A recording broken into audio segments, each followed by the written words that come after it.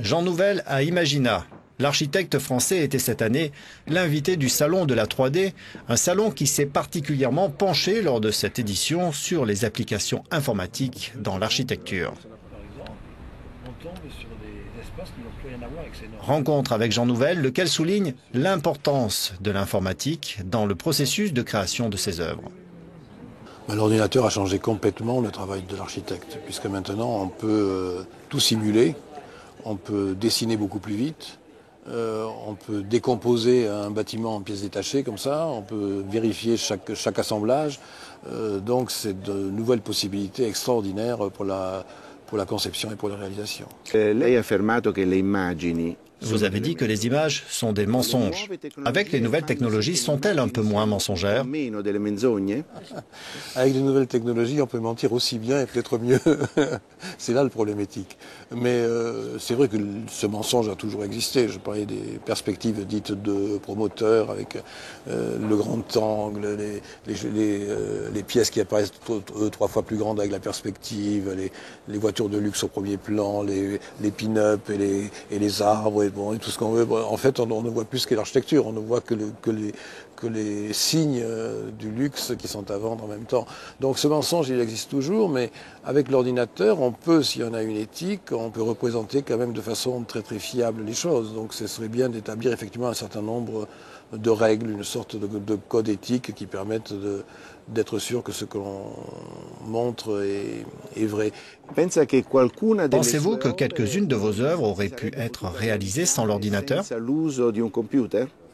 Ah, mais ça c'est absolument sûr. C'est-à-dire que maintenant, il y a d'abord des idées que je n'aurais pas eues, parce que l'ordinateur a ouvert la tête. Moi je travaille beaucoup sur la lumière par exemple, bon, il y a des choses que j'aurais jamais pu imaginer sans ça. Et puis ensuite il y a des choses qu'on n'aurait absolument pas pu réaliser. C'est-à-dire que là, actuellement, par exemple, on travaille sur le Louvre Abu Dhabi, sur le Grand Dôme, qui est une sorte de pluie de lumière qui est organisée à travers 2 voûtes qui sont perforées et où les taches de lumière disparaissent ou se rejoignent, etc. Bon, pour le simuler et pour le travailler, si on avait voulu faire ça il y a une dizaine d'années, on aurait pris 2 siècles ou 3 siècles. Bon, c'est trop pour moi. Donc, vous voyez, là, j'ai pu le faire, ce coup-ci. Oui. Au sujet du passé, dans quelques-unes de vos œuvres, je pense par exemple à l'Opéra de Lyon, vous avez intégré de vieilles structures dans les nouvelles structures. Quelle est la relation de l'architecte avec le passé? Comment le nouveau s'intègre-t-il dans l'ancien? Je crois qu'il faut toujours se servir de l'histoire et de ce qui précède. Ce qui manque le plus souvent dans l'architecture contemporaine maintenant, c'est ce lien à l'histoire et à la géographie. Donc je dis qu'il faut toujours se mettre en relation avec ce qui précède et le plus souvent réutiliser une partie de cette matière. Et effectivement, dans l'histoire, beaucoup de chefs-d'œuvre se sont faits sur plusieurs siècles par sédimentation, comme ça. Les villes d'aujourd'hui. Pensez-vous que les villes d'aujourd'hui existeront toujours dans 50 ou 100 ans? Comment imaginez-vous la ville du futur? Il faut considérer que le futur, ce ne sont pas des villes nouvelles. Les villes sont toujours en mutation. Et ce qui est important maintenant, c'est de voir quels sont les facteurs de cette mutation. Là, au XXe siècle, on a accumulé beaucoup de nouveaux quartiers, beaucoup de nouveaux bâtiments très vite, qui sont pas en interférence, qui sont juste ajoutés. La ville est très figée. Donc maintenant, il faut que ces villes bougent sur elles-mêmes. Et c'est cette façon de bouger qui va leur donner une complexité, qui va leur donner, j'espère, plus d'humanité, plus de profondeur.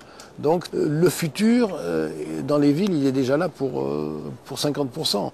Une des choses qui était extraordinaire dans Blade Runner, le film de Ridley Scott, c'est qu'on voyait bien que le futur était en conflit toujours, ou en relation, ou en superposition avec la matière existante, avec les immeubles du siècle dernier. Donc c'est cette relation entre le futur et le passé qui crée la ville. C'est Nouvel, je vous remercie. Je vous en prie. Merci beaucoup.